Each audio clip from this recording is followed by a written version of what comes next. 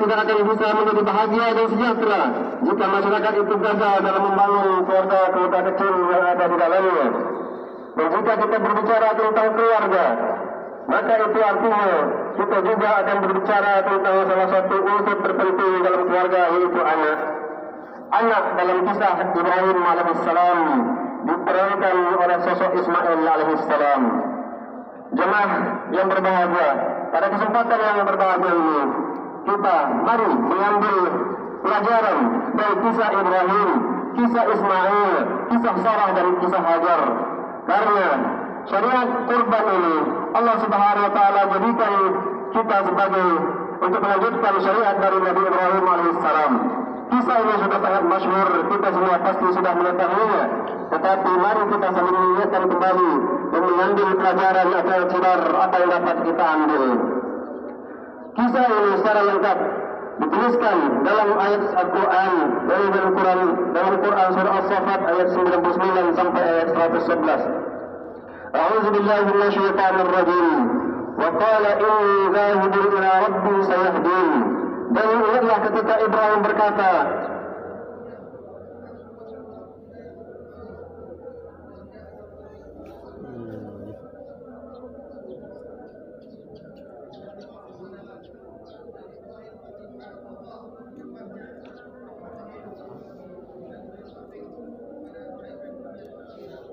mati lampu.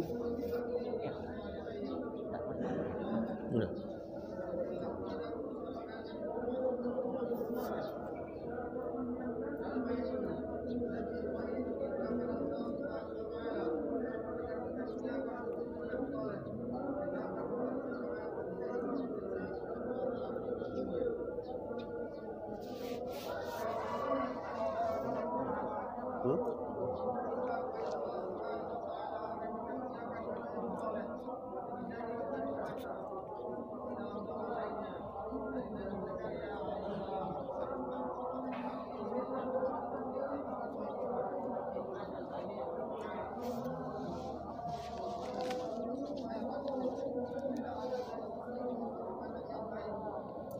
bukan hanya mengejar sukses dalam dunianya, seharusnya yang lebih ditekankan adalah pendidikan anak. Anak yang dididik menjadi saleh, itulah yang menjadi amal jariah berharga bagi orang tuanya kelak. Ingat dan ingatlah selalu. Selanjutnya Nabi Ibrahim alaihissalam dikaruniakan anak yang halim. Fabasyarnahu bighulamin halim. Maka kami beri dia kabar gembira dengan seorang anak yang abad sabar. Apa arti halim dalam ayat ini? Halim itu mencakup beberapa sifat. Yang pertama sabar, yang kedua berakhlak mulia, yang ketiga berlapang dada, yang keempat memaafkan orang-orang yang berbuat salah padanya. Doa Nabi Ibrahim untuk meminta anak yang saleh benar-benar terkabul dengan dikurniakannya Ismail kepada beliau. Ketika anak itu mulai beranjak dewasa, maka dijelaskan, falamma balagha ma'ahu as-sa'ya qala ya bunayya inni ara fil manami anni azbahuka fanzur madza tara qala ya abati if'al ma tu'mar satajiduni insyaallah minas sabirin. Maka tatkala anak itu sampai pada umur sanggup berusaha bersama-sama Ibrahim berkata, wahai anakku, sesungguhnya aku melihat dalam mimpiku bahwa aku menyembelihmu, maka pikirkanlah apa pendapatmu. Ia menjawab, wahai ayahku, kerjakanlah apa yang diperintahkan kepadamu, insyaallah kamu akan mendapatiku termasuk orang-orang yang bersabar. Ketika Ismail alaihissalam berada dalam usia bulan dan ia telah sampai pada usia sa'ya, yaitu usia di mana anak tersebut sudah mampu bekerja, yaitu usia 7 tahun ke atas. Pada usia tersebut benar-benar Ibrahim sangat mencintainya dan orang tuanya merasa putranya benar-benar sudah bisa mendatangkan banyak manfaat. Saat seperti itu pula lah Ibrahim mendapatkan ujian yang sangat berat. Lihatlah ketika mendengar mimpi ayahnya untuk menyembelihnya, Ismail alaihissalam sangatlah patuh. Ia pun menyatakan dirinya bisa bersabar dan mendorong ayahnya untuk bersabar pula. Perhatikanlah Ismail ia begitu patuh pada perintah Allah. Hal ini sama dengan ibunya. Ketika Ibrahim alaihissalam meninggalkan istrinya Hajar dan putranya Ismail di samping Masjidil Haram, coba perhatikanlah bagaimana istrinya berkata, Allahu amaraka bihadza? Qala na'am. Qalat idzan la yudayyi'ana. Apakah Allah yang memerintahkanmu untuk ini? Ibrahim menjawab, ya. Istrinya berkata, kalau begitu Allah tidak mungkin menandarkan kami di lembah ini. Hadis riwayat Al-Baihaqi.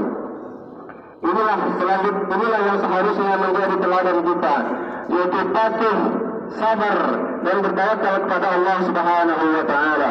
Mudah-mudahan kita mendapatkan istri dan anak yang patuh kepada Allah, sabar dan benar-benar tawakal kepadanya. Begitu pula kita, semoga bisa menjadi orang yang seperti demikian. Pelajaran lainnya adalah setiap orang yang beriman pasti akan diuji. Setiap orang yang beriman pasti akan diuji. Ujian pada Nabi Ibrahim adalah dengan perintah menyembelih putranya sendiri. Ini untuk membuktikan apakah benar dia murni lebih mencintai Allah daripada istri dan anaknya. Kemudian dilanjutkan dalam ayat, "Falamma aslama wa tallahu lil jabin." Tatkala keduanya telah berserah diri dan Ibrahim membaringkan anaknya di atas pelipisnya, nyatalah kesabaran keduanya. Wa nadainahu an ya Ibrahim, dan kami memanggilnya, wahai Ibrahim, qad saddaqta ar-ru'ya inna kadzalika najzil muhsinin. Sesungguhnya kamu telah mendengarkan mimpi itu. Sesungguhnya demikianlah kami memberi balasan kepada orang-orang yang berbuat baik. Inna hadza lawal bala'ul mubin. Sesungguhnya ini benar-benar suatu ujian yang nyata.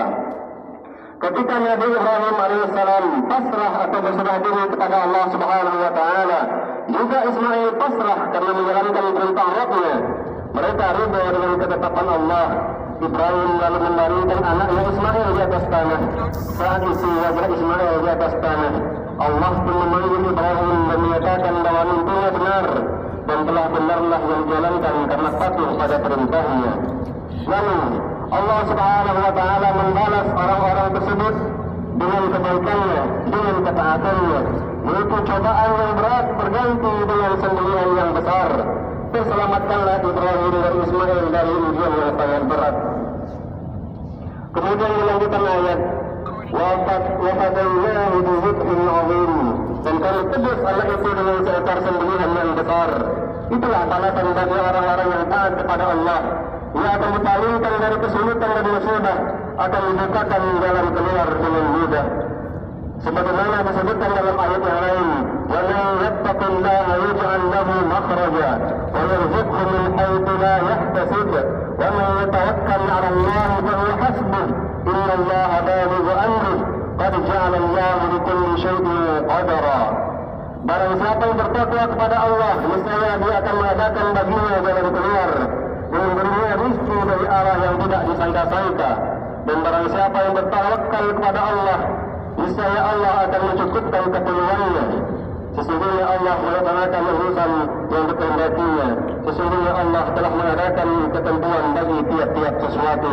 Quran surah At-Talaq ayat 2 dan 3. Adapun yang dimaksud dengan sembelihan yang besar di sini adalah jumhur ulama mengatakan bahwa itu adalah seekor kibas atau domba yang sangat besar. Selanjutnya disebutkan, wa tarakna 'alaihi fil akhirin. Kami abadikan Ibrahim. Kami abadikan untuk Ibrahim itu pujian yang baik di kalangan orang-orang yang datang kemudian. Maksud ayat ini adalah Allah Subhanahu wa taala membiarkan Nabi Ibrahim terus mendapatkan pujian terbaik setelah itu hingga datangnya hari kiamat. Dan sampai hari ini, sampai datangnya hari kiamat, kisah Ibrahim, Ismail, Hajar dan Sarah tetap menjadi kisah yang terbaik di antara kisah-kisah yang ada. Kemudian dilanjutkan salamun ala Ibrahim, yaitu kesejahteraan dilimpahkan atas Ibrahim. Apa maksud salam pada Ibrahim? Yaitu salam dari Allah Azza wa Jalla pada Ibrahim Al-Khalil. Walaupun manusia memuji Nabi Ibrahim, tetapi pujian dari Allah Subhanahu wa taala adalah pujian yang lebih bagus dan terbaik. Kemudian dilanjutkan, kadzalika najzil muhsinin. Demikianlah kami memberi balasan kepada orang-orang yang berbuat baik. innahu min ibadina al-mu'minin. Sesungguhnya ia termasuk hamba-hamba kami yang beriman. Quran surah As-Saffat ayat 99 sampai 111. Demikianlah kaum muslimin balasan atas Nabi Ibrahim dengan pujian terbaik setelah beliau meninggal dunia. Dia termasuk hamba yang beriman, benar-benar bertauhid dan yakin pada Allah Subhanahu wa taala.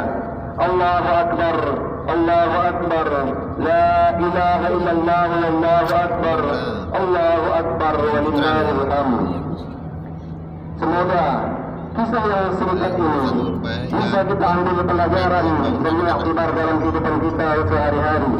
Semoga kita bisa mencontoh Nabi Ibrahim alaihissalam dalam bertauhid, dalam bersabar dan penuh dengan ketaatan kepada Allah Subhanahu wa taala. Serta semoga ibadah kita dan berkorban pada hari ini dan hari-hari tasyrik yang akan datang diterima oleh Allah Subhanahu wa taala. Allahu akbar, Allahu akbar, la ilaha illallah, Allahu akbar, Allahu akbar walillahil hamd. Saudara-saudaraku kaum muslimin dan muslimat rahimani Allah wa iyyakum. Marilah kita tutup khutbah ini dengan doa-doa munajat kita kepada Allah Subhanahu wa taala.